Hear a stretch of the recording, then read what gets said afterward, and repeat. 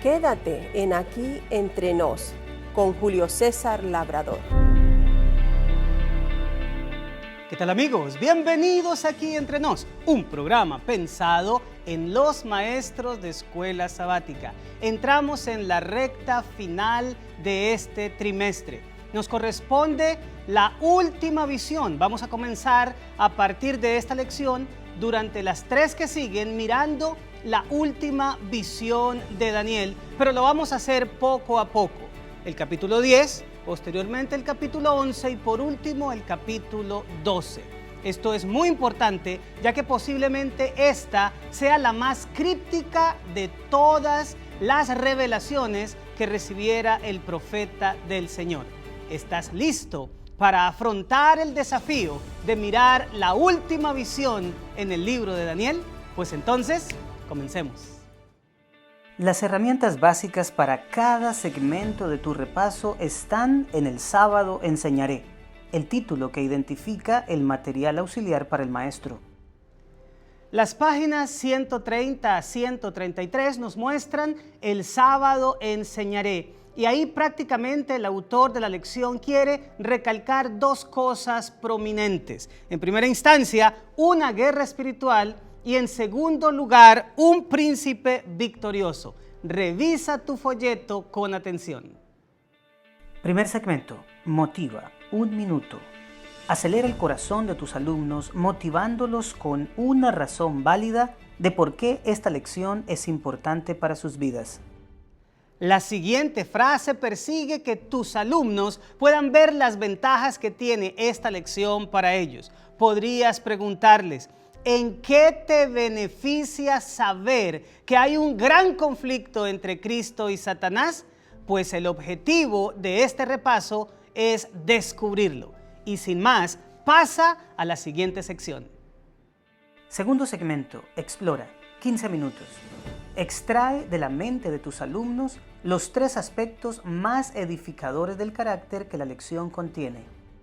Ajusta a 27 minutos este segmento si es que la directiva de escuela sabática de tu iglesia así lo dispuso.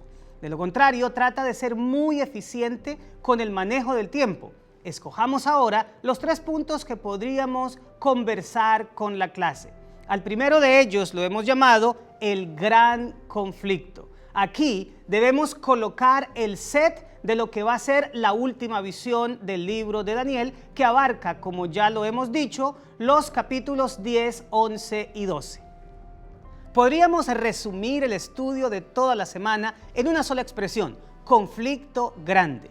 Resulta que Daniel estaba pasando por una situación tan preocupante que lo llevó a tomar una decisión. Por favor, lee con tu clase Daniel capítulo 10, versículos 1 al 4, y pregúntale a tus alumnos cuál fue esa decisión que el profeta de Dios tomó.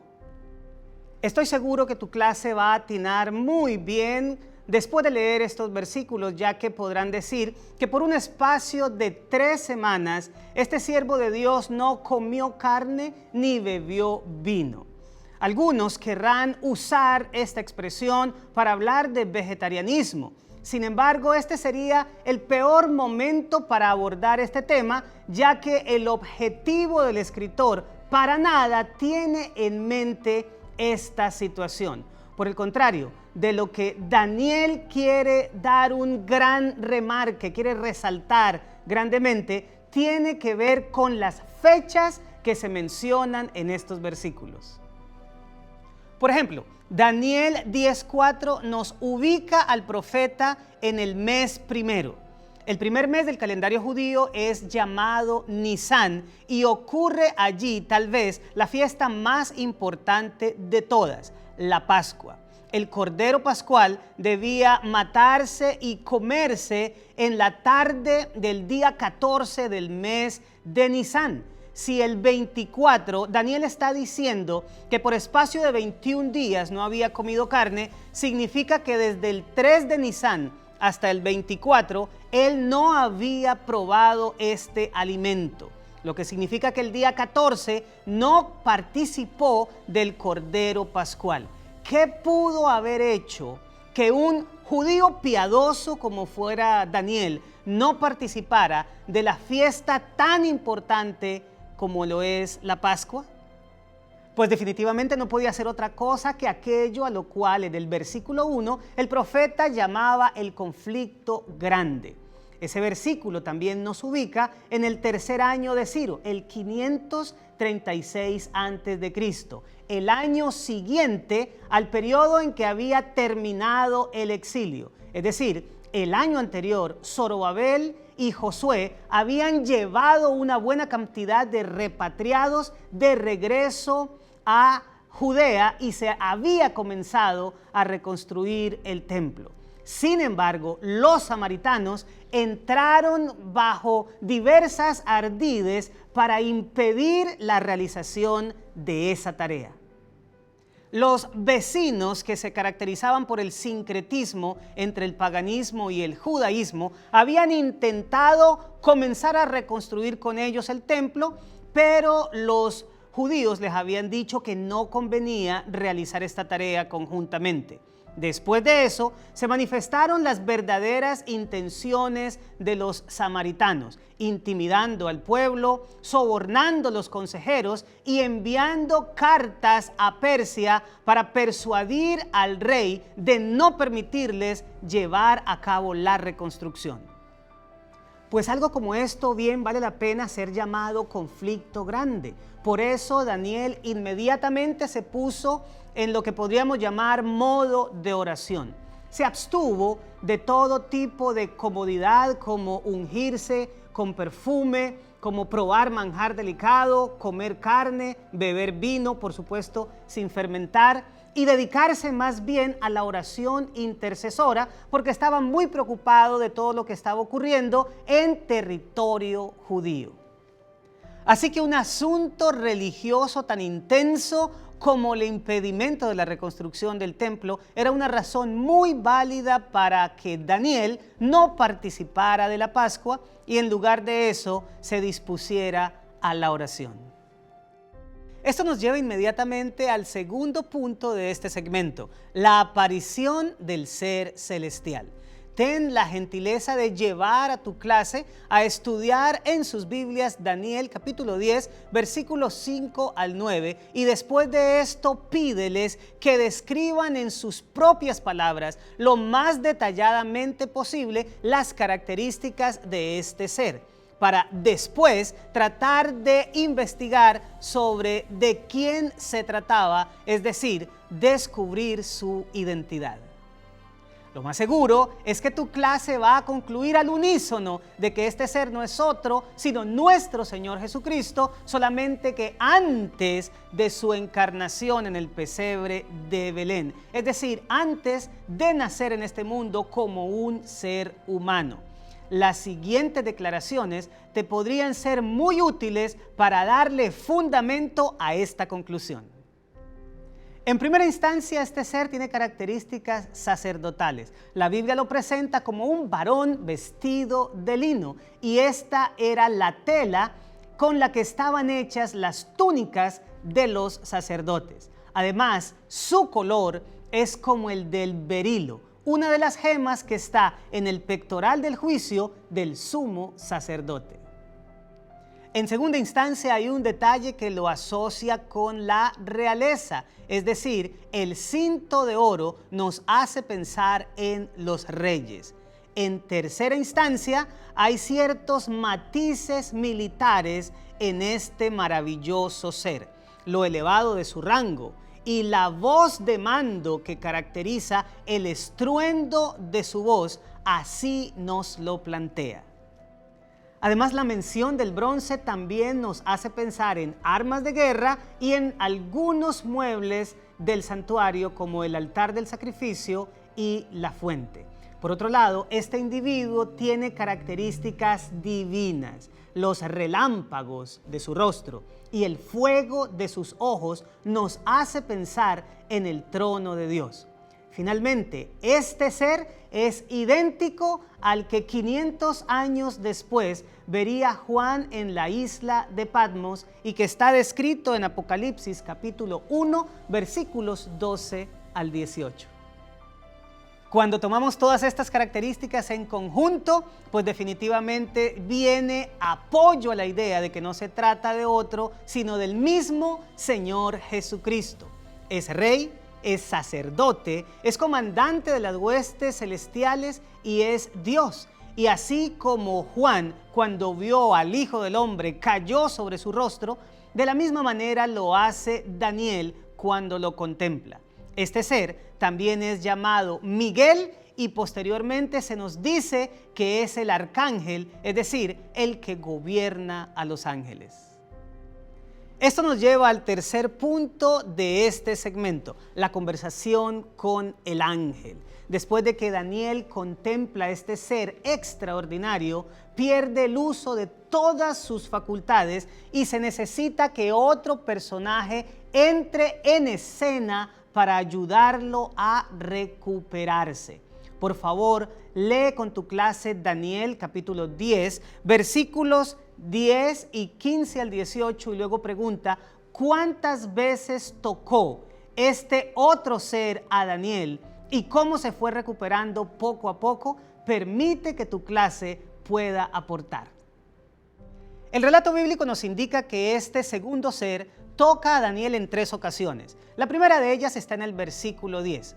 Daniel se encontraba tendido completamente sobre el suelo con su rostro en tierra. Y cuando este ser lo toca, él se puede reincorporar un poco. Se coloca sobre las palmas de sus manos y sus rodillas y después, tambaleante, se puede levantar. En la segunda ocasión, este ser toca sus labios y Daniel recupera el habla y puede mencionar algunas frases. En la última ocasión, el ser lo toca y Daniel se siente ya completamente restaurado. Pero lo que más quiero que resaltes ante tu clase es la conversación que este ser celestial tiene con Daniel. Lo primero que le dice es que desde el primer momento en que él se dispuso a humillarse ante el Señor, es decir, a realizar su ayuno parcial, este ser fue enviado a Daniel para darle respuesta. Esto nos muestra el interés que Dios tiene en su pueblo, específicamente o principalmente cuando éste se dispone en una actitud de búsqueda del Señor.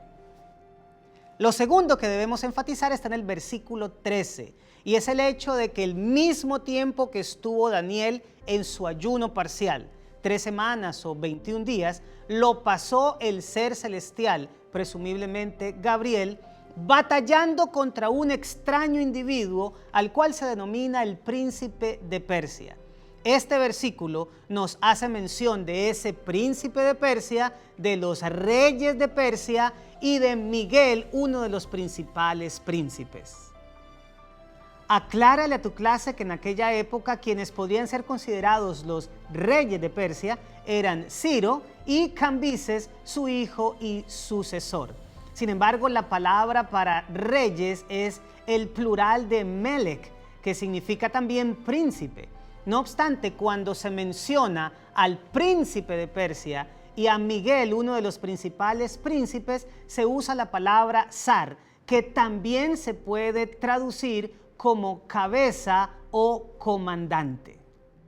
Así que gramaticalmente hay una relación entre los zares, el príncipe de Persia y Miguel, uno de los principales príncipes, y se deja de lado a los Melech, es decir, a los reyes de Persia. Estos son entidades humanas, mientras que los zares son entidades no humanas. Uno de ellos está claramente identificado, es Miguel. Este en la Biblia se nos lo presenta siempre luchando contra entidades demoníacas. Por ejemplo, en la epístola de Judas, él está luchando contra el diablo por el cuerpo de Moisés. Y en Apocalipsis está luchando contra el dragón y sus ángeles. Si Miguel es nuestro Señor Jesucristo y está lidiando, luchando, batallando contra el diablo, este extraño príncipe de Persia no puede ser otro que el mismo Satanás.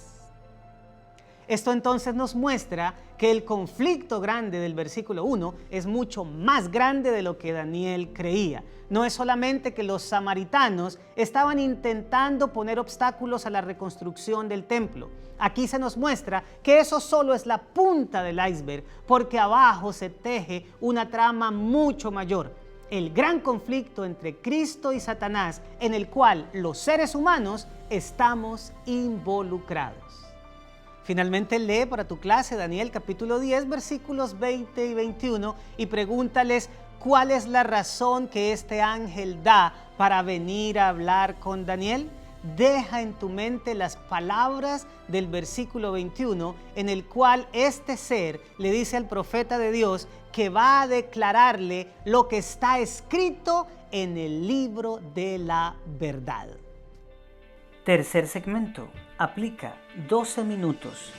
Plantea simulaciones de la vida real con escenarios que necesiten soluciones basadas en lo estudiado, estimulando así la participación. Dedica unos 15 minutos a los siguientes escenarios para llevar lo aprendido al terreno de la aplicación. En primer lugar, ¿cuál debiera ser nuestra actitud cuando la iglesia o algún hermano nos pide que ayunemos para dedicar ese periodo a orar por algo específico? En segunda instancia, dile a tus alumnos que Miguel no le verbalizó ningún mensaje a Daniel, sin embargo, se le apareció de una manera majestuosa. Pregúntales qué creen ellos que está implícito en esta revelación de Miguel al profeta de Dios. Y finalmente reflexiona con tu clase sobre lo siguiente: saber que existe un gran conflicto de fondo entre Cristo y Satanás y que las cosas que suceden en el mundo no pasan solamente por casualidad o por ardides humanas. ¿Qué respuesta nos dejan ante nuestros interrogantes sobre las cosas malas que suceden? Cuarto segmento. Crea 2 minutos. Lleva la lección más allá de la clase. Desafía a tus alumnos a realizar una tarea durante la semana.